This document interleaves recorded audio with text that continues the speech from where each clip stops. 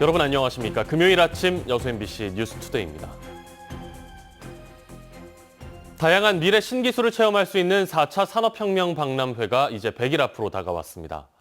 일회성 행사나 축제가 아닌 지역과 중소기업이 한 단계 도약하는 새로운 기회가 될 수 있을지 주목됩니다. 문형철 기자입니다. 로봇이 직접 원두를 준비해 커피를 내리고 또 다른 로봇은 엘리베이터를 이용해 다른 층까지 커피를 배달합니다. 이같이 AI와 5G를 활용한 로봇과 드론, VR 등 4차 산업혁명과 관련된 최신 장비와 기술을 체험할 수 있는 박람회가 100일 앞으로 다가왔습니다.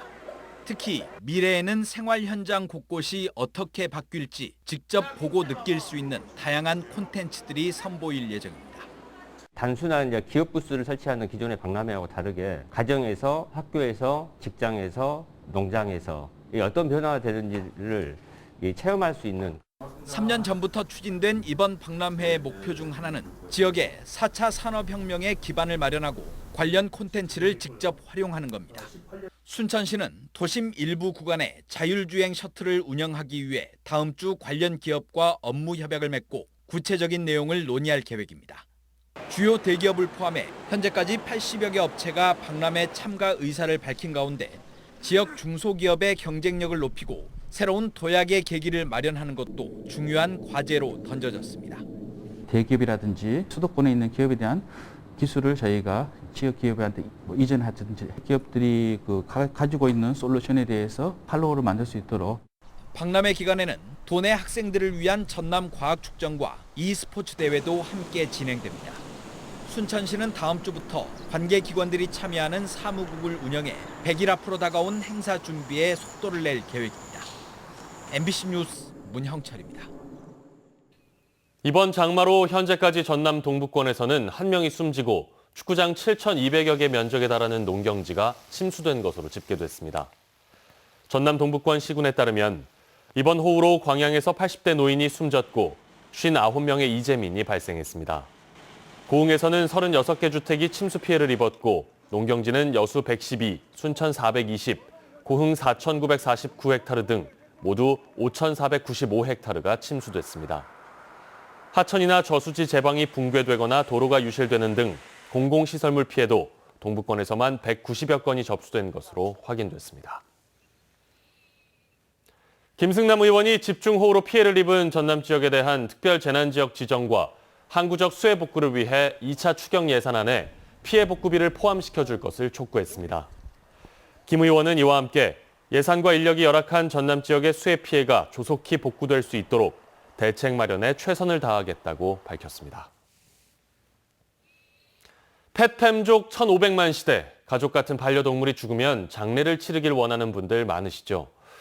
그런데 기피시설인 탓에 운영을 하고 있는 동물 장묘업체는 전국에서 56곳에 불과합니다. 여수의 한 반려동물 화장장은 설치 이후에도 주민들의 극심한 반대로 문을 열지 못하고 있습니다. 조희원 기자가 취재했습니다. 마을로부터 400여 미터 떨어진 언덕, 소각시설을 갖춘 2층짜리 건물이 들어서 있습니다. 지난 2019년 착공해 최근 준공을 마친 반려동물 화장장 건물입니다. 그러나 올해 초 동물 화장장이 곧 운영에 들어간다는 사실을 뒤늦게 알게 된 주민들의 거센 반대에 부딪혀 문을 열지 못하고 있습니다. 인가가 인접해 있어요. 전부 다 그 주위가 전부 다 전답이에요. 근데 만약에 거기서 화장장을 한다고 하면 매일이라든지 또 냄새라든지 또 나오는 먼지. 주민들은 업체 측이 주민 21명의 동의서를 제출해 건축 허가를 받았는데 이 서류를 조작했다고 의혹을 제기하고 있습니다. 그다음에 필체가 2~3명 필체예요. 그 21명에 대한 필체가 이렇게 그 3명을 제외하고 나머지 18명이지 않습니까? 18명의 필체가 거의 비슷하단 말이에요. 결국 마을 청년들은 주민들을 소집해 서류 조작 의혹을 고발하기 위한 총회를 열었는데 이 자리에서 한 마을 대표가 농약을 마시는 사건까지 벌어졌습니다. 우리 마을 대표하신 분이 바로 이제 약을 갖고 와가지고 그냥 주민들 반대해서 운동을 했죠. 다들 이제 그거 보고 다들 놀래고 왜 이렇게 말하면 개발위원 쪽에서 문제없어 왜 약을 이유가 있냐 그렇게까지. 한편 업체 측은 법적 절차를 밟아 허가를 받았고 뒷돈을 주거나 서류를 조작하는 등 불법적인 일은 한 적이 없다고 강하게 부인했습니다. 합당하니까 도행정심판에서 그걸 제기를 해준 거예요. 모두게 방해해놓고 법원에 승소를 해서 이겼는데 나는 부당한 방법으로 하지를 않았으니 나한테 더 이상 이야기하지 말아라. 여수경찰서는 이달 초 고발장이 접수됨에 따라 인허가 과정에서 불법적인 행위가 있었는지 밝히기 위해 수사에 착수했습니다. MBC 뉴스 조희원입니다.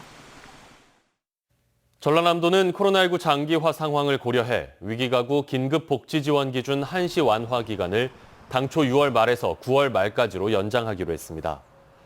긴급복지는 주소득자의 사망, 질병 등 갑작스런 위기 사유 발생으로 생계 유지가 곤란한 저소득층에게 긴급 생계비와 의료비 등을 신속하게 지원하는 제도입니다. 전남도는 올 상반기 14,000가구 2만 명에게 84억 원을 지원했습니다. 광양 국가산업단지 명당 3지구의 분양률이 50%를 넘어섰습니다. 광양시에 따르면 태인동 국가산단 내 명당 3지구의 분양률이 산업용지 35%, 지원용지 66%, 상업용지 100% 등 전체 51%의 분양률을 기록하고 있습니다. 특히 현재 산업과 지원시설 용지에 제조업과 근린생활시설 공사도 활발하게 이루어지고 있습니다. 명당 3지구 산업단지는 남해고속도로와 인접해 있고 인근의 포스코 광양제철소와 광양항 컨테이너 부두가 위치해 있습니다. 그동안 전남 제1의 도시를 따지면 목포와 여수가 후보군에 꼽혔지만 최근 인구수로 따져보면 순천시가 제1의 도시가 됐습니다. 목포시의 경우 정주 인구는 줄어드는데 인구 감소 문제에 대해 별다른 고민이 없다는 지적이 나오고 있습니다. 양현승 기자입니다. 최근 취임 3주년 기자회견을 열었던 김종식 목포시장. 전체 4천여 글자로 이루어진 회견문에서 인구 문제는 단 한 차례도 등장하지 않았습니다. 산업 유치, 기관 유치, 관광 기반 확충을 앞세웠을 뿐 목포를 지탱하는 인구 감소 문제는 논외였습니다. 3대 전략산업으로 목포 발전의 획기적인 기틀을 마련해 가고 있습니다. 6월 말 현재 목포시의 인구는 22만 794명. 1997년 24만 9천 명을 정점으로 24만 명 벽이 무너지기까지 16년이 걸렸지만 23만 명 선은 단 5년 만에 무너졌고 다시 2년여 만에 22만 명도 붕괴가 위태롭습니다. 오룡지구 등 인근 신도시 개발을 주 원인으로 꼽는 목포시의 해명을 100% 수용한다 하더라도 목포시의 출생 자체가 적은 건 부인할 수 없는 현실.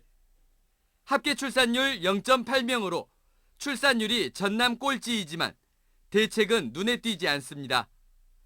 재정 압박 속에서도 한결같이 출산 보육 예산 지원을 아끼지 않고 있는데 유독 목포시만 아낍니다. 시군별 독자적으로 추진하는 특수시책은 따질 필요도 없이 이미 보편적인 정책이 된 출산 장려금만 보더라도 목포시의 무관심이 드러납니다. 재정자립도 20%대의 목포시의 지원 총액이 재정자립도 10%대인 영광군의 10분의 1 수준에 불과합니다. 자치단체의 관심은 예산으로만 증명됩니다. 인구가 더 이상 줄지 않도록 더 다양한 시책을 개발하고 특히 출산 문제, 특히 보육 환경 그런 더 좋은 여건 조성을 위해서 더 많은 노력을 하겠습니다. 목포시는 인구 감소 문제가 서울 수도권을 제외한 모든 지역의 현실이라며 크게 비관하지 않는 모양새입니다. 순천시와 여수시에 밀려 인구 수로는 전남 제3의 도시에 불과한 목포시. 인구 문제에 대한 특별한 고민이 보이지 않는다는 게 앞날을 더 어둡게 하고 있습니다. MBC 뉴스 양현승입니다.